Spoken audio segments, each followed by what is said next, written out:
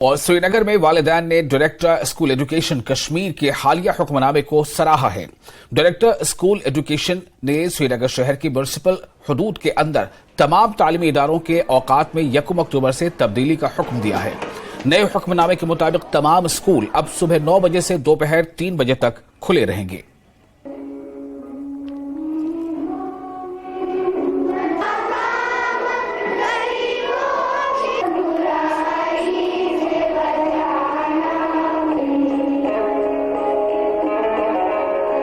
امن ایجوکیشن صاحب نے جو یہ آرڈر نکالا ہے ویلکم ہے کہ کم سے کم سردی کا دھیان رکھا گیا ہے۔ آئی تھنک اچھی بات ہے کہ بچوں کو جو تھوڑی تکلیف ہو رہی تھی صبح اٹھنے میں اس کا دھیان رکھا گیا ہے۔ اگر 9:30 بھی ہوتا تو تھوڑا اپریشیٹڈ ہی رہتا، بٹ ٹھیک ہے، چلو تو اسٹارٹ پہ 9 سے لے کر 3 تک اٹس اوکے، تو اٹس اے ویلکم اسٹیپ۔ سردیاں تو بڑھنے شروع ہو گئی ہیں، یہ اچھا ویلکم اسٹیپ ہے۔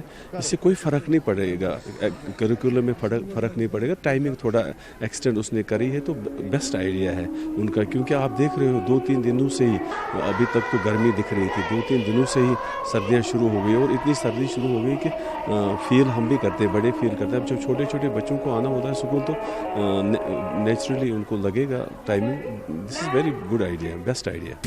Very good. We appreciate whatever the school timing will be, whatever the government will be saying, will be following it. 9 to 3 is fine.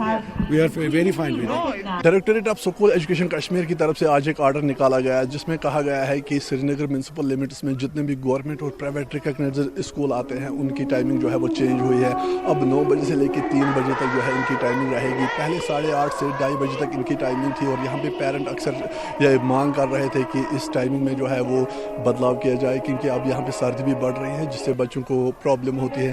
اب اس آرڈر کے آنے کے بعد یقیناً پیرنٹس اور بچوں کو اس سے راحت ہوگی۔ آفاق شاہ کے ساتھ رئیس مغرے، نیٹ ورک 18 سری نگر۔